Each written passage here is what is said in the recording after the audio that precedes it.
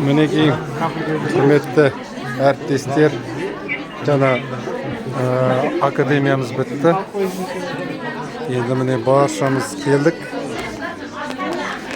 Кешкі ас. Бір атомилықтар біздің жақта бар. Ойбай, Баян ханым, мастер продаж.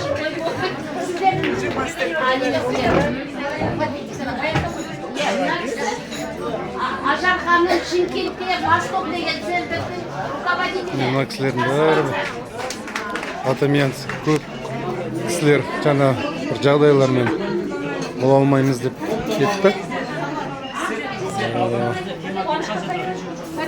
Қалғандарымыз осы жердеміз. Ассалаумағалейкум.